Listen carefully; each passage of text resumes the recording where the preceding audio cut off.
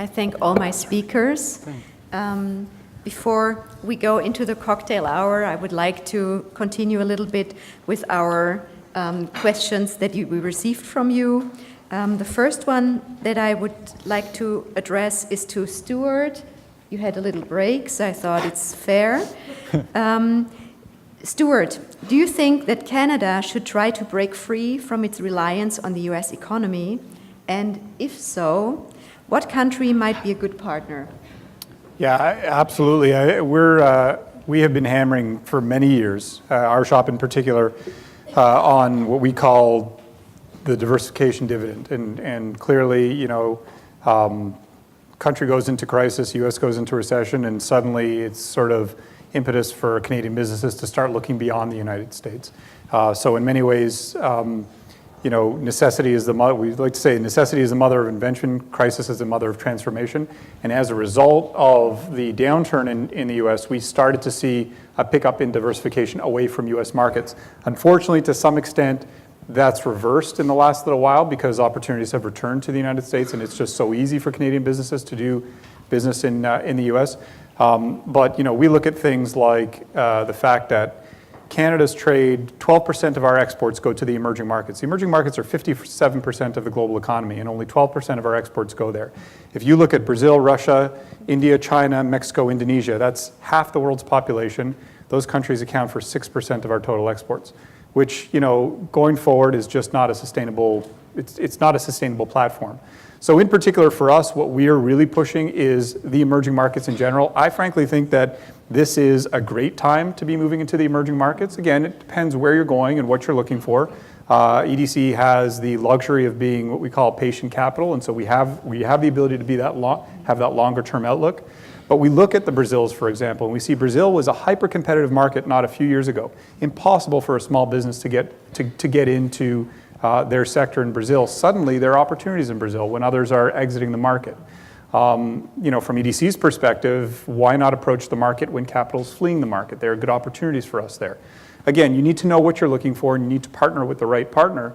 But the emerging markets to us offer such enormous opportunities over the longer term. China is another big one for us. I agree with what Wynn said. You know, I just don't see this hard landing in China. It drives me crazy when people talk about, you know, China slowdown. I mean, China even at the 13th five-year plan is talking about Chinese growth between 6 and 7%. We have growth right in the middle at 6.5%.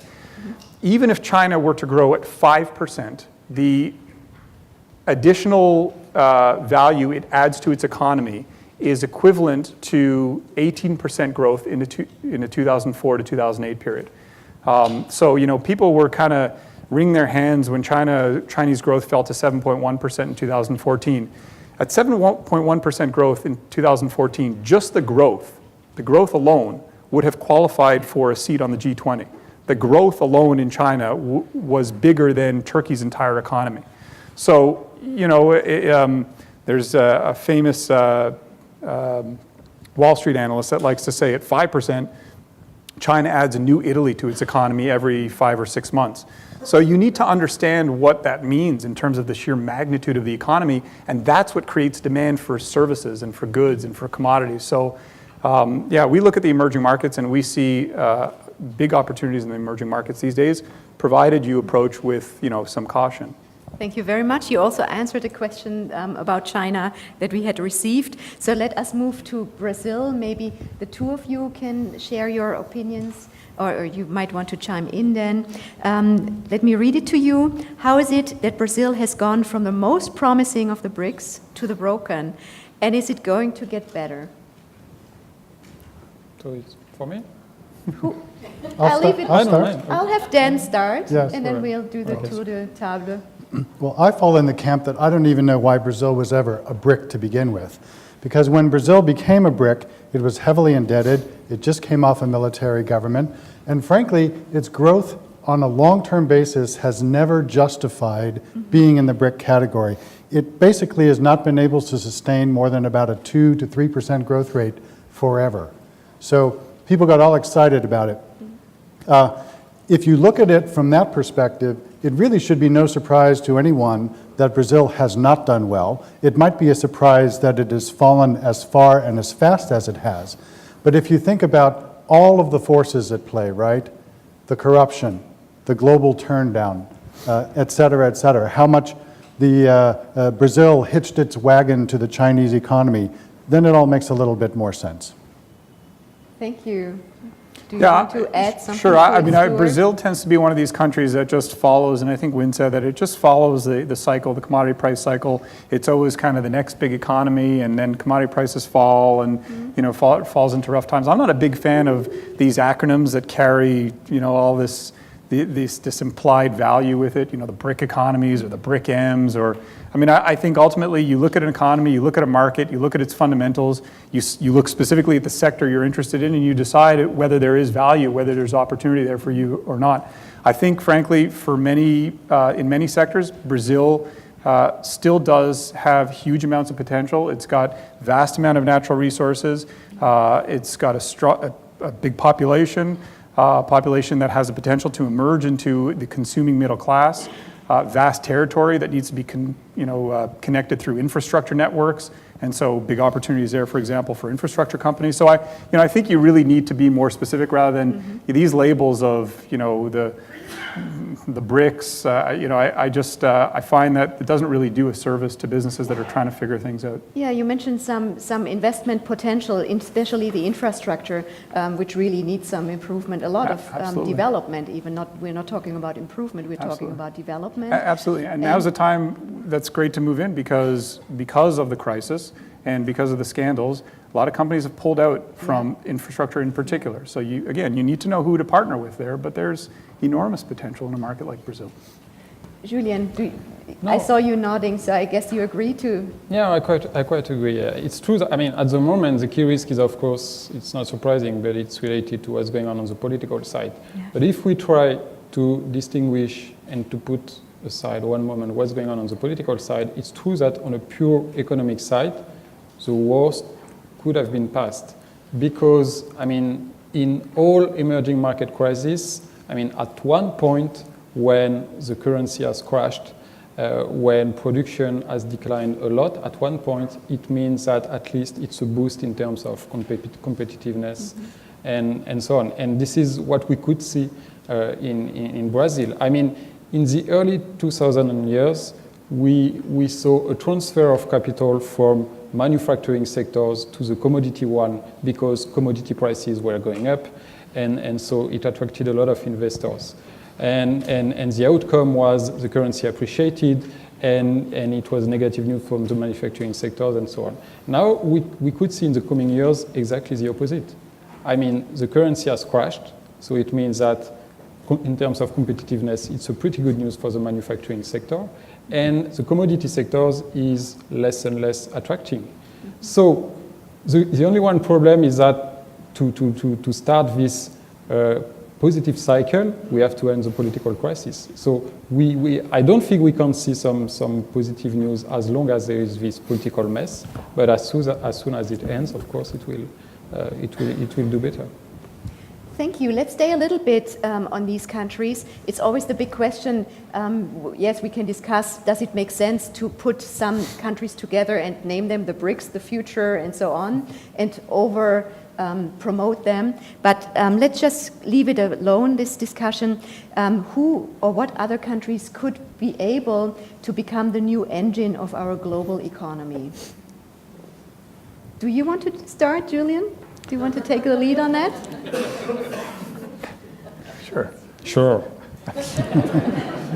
It wasn't really a question, right? No, I'm joking.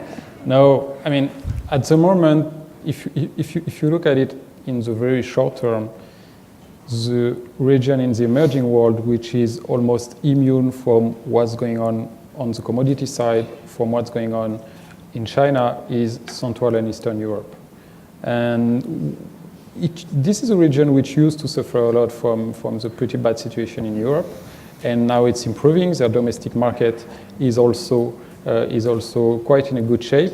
So all in all, I'm not talking about countries having 6 to 7% growth a year, but I'm talking about countries with quite sound fundamentals in terms of current account, in terms of public debt, and with a growth at 3 to 4% a year. Beyond this, of course, the situation is still quite problematic and quite tricky in most Latin American countries. But we still see some positive trend in some African countries, especially in the eastern part of the continent. Also in Côte d'Ivoire, the potential is there. And of course, we are still quite positive on some Asian countries. Not all of them, but in some Asian countries like the Philippines, for example, or Vietnam. Yeah.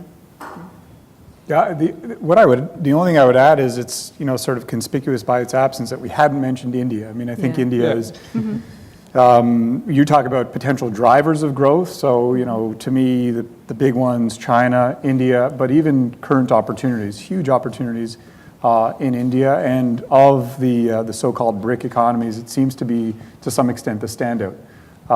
But, I'll go back to what I said earlier. I think it really depends on the market that you're looking at, the sector, the particular sector that you're looking at. Emerging markets in general for us carry huge amount of potential. I would start with looking at countries that are getting hammered these days, like a Brazil, to name a few others as well. There are a number of them that I think companies really need to take a serious look at. And again, know where to look and look for the right things, but there are big opportunities now for companies. Could I just add? Yes, I think part of the untold story here is the emerging middle class that's global in nature. You know that the middle class in China soon will be as large as North America and Europe combined, the population. So if you think about the emerging class in the middle class in the emerging world, I think that's where the story is coming in the next 10 to 20 years.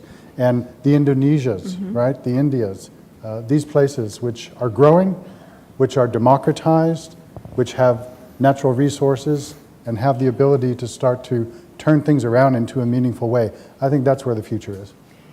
Very interesting that you mentioned outlook within the next 10 years, and that leads me to a question that is geared towards you. Then, what do you think will be a global economic risk 10 years from now that is not receiving much attention today?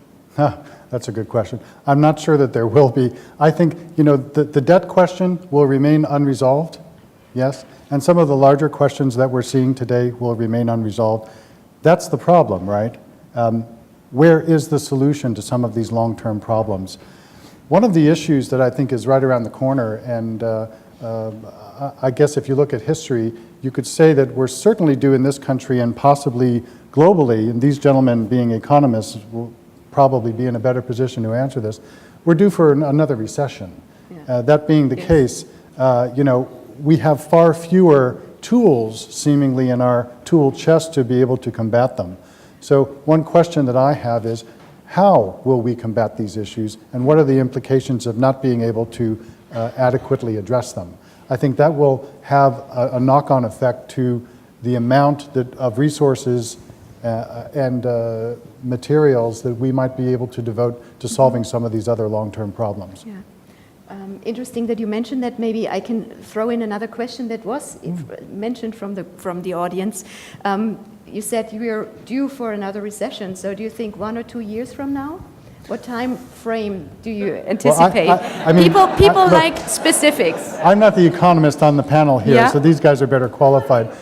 But I will say this. I wrote a piece last year that suggested that the recession is coming this year. It obviously hasn't come in the first half. If it doesn't come in the second half, it's coming next year or sometime soon. Because we are well overdue for this historically, folks. Yeah. We don't just keep going up and up and up. And I was at an event this morning where an economist was talking about how superinflated so many asset classes are, and that it's totally unjustified. So it seems like we're repeating history, and we're going back to where we were, and I hope it doesn't end up badly. We're moving fast, but I would like to go back to that initial question. What risks don't we anticipate that you would think we should look at as well, looking at a time frame of the next 10 years? Is there something you would like to add? Yeah, I mean, to add to the list, I think there's a pretty good list on the go already, and we've talked a lot about risks already up until this point. But, I'd throw in there disruptive technologies, which is certainly a big risk, water, which we haven't talked about. The debt issue for us is a big one. Japan's debt in particular, we think has the capacity to be extremely disruptive on a global level and with respect to global financial markets. So, I mean, those are some of the big risks that we're looking at over kind of the 5 to 10 year horizon.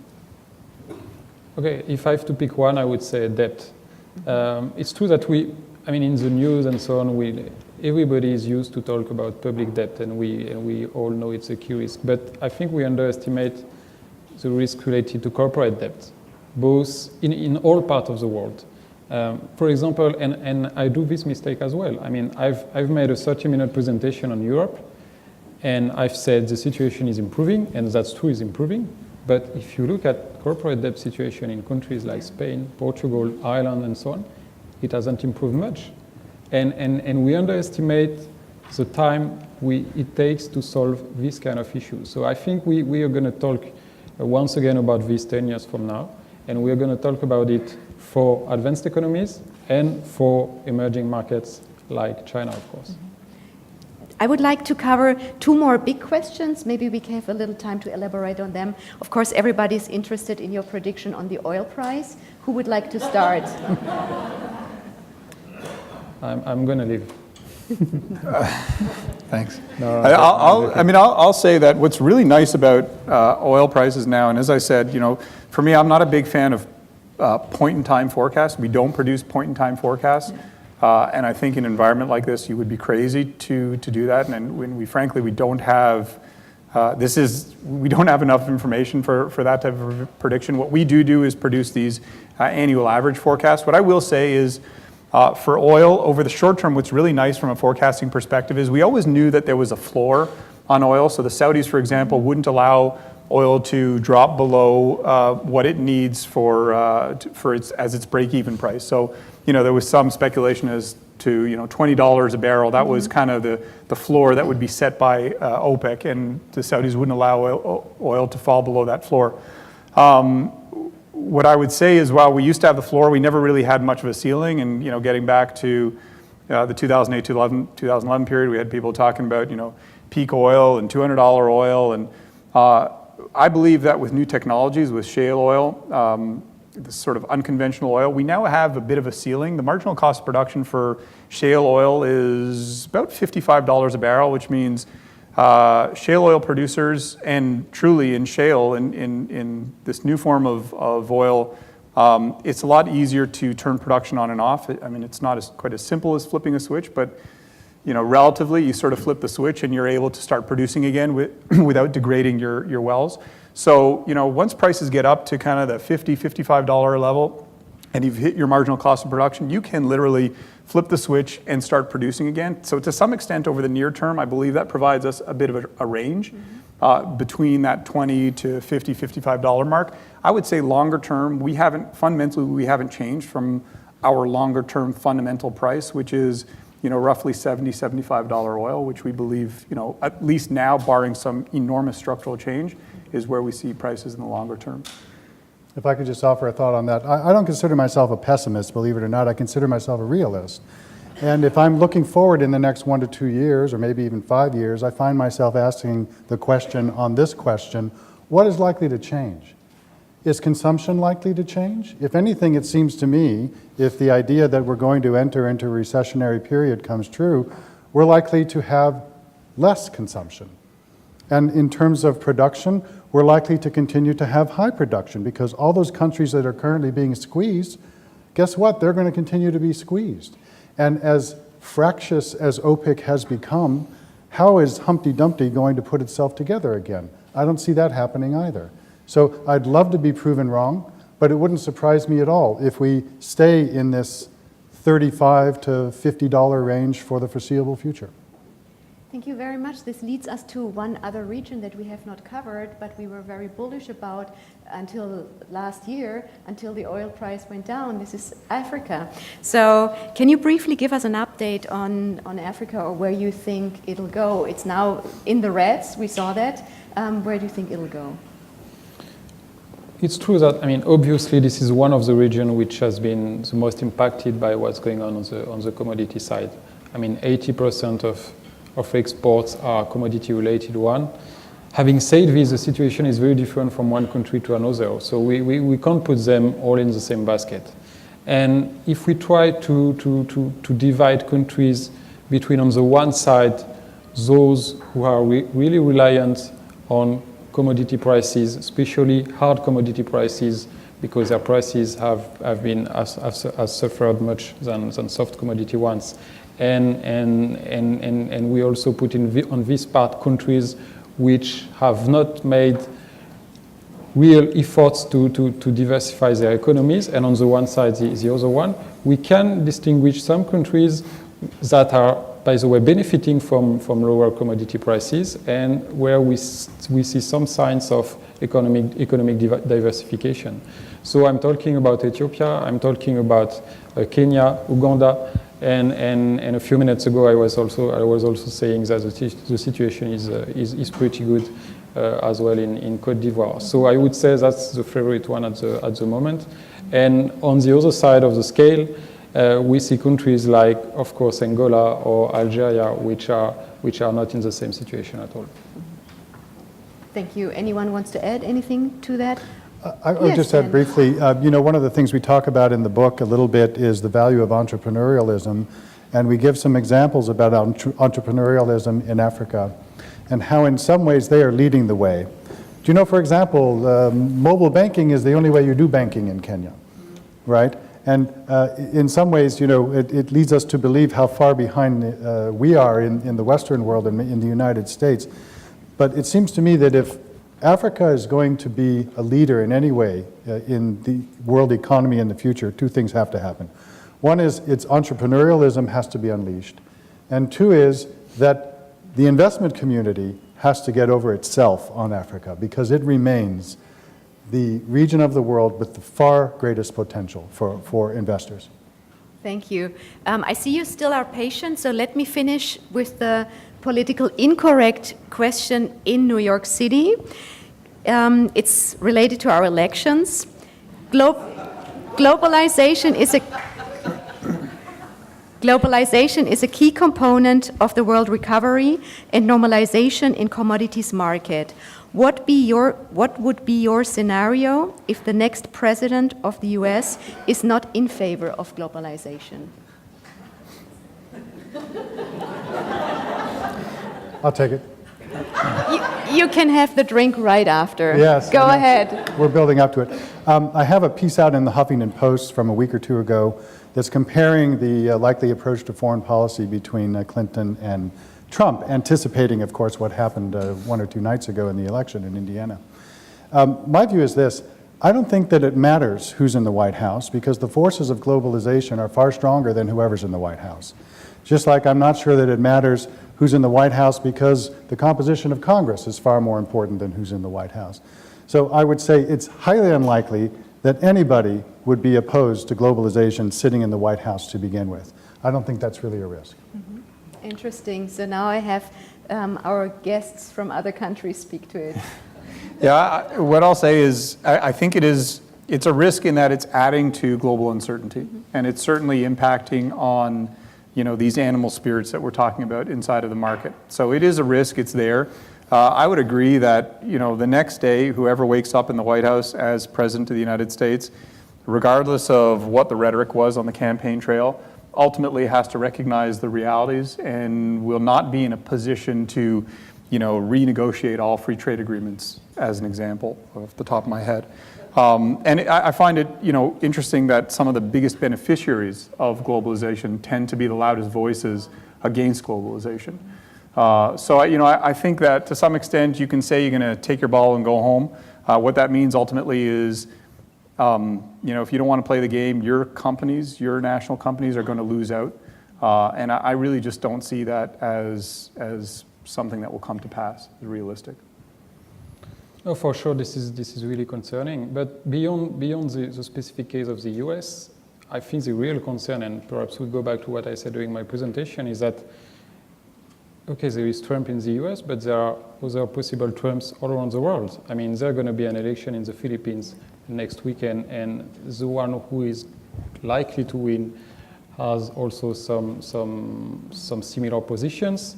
We have Marine Le Pen in France, and this is going to be a huge uncertainty for next year. And you can find a lot of examples all around the world at the moment. So it's true that it's one of the key concerns related to the global economy and globalization. That's true. Thank you very much.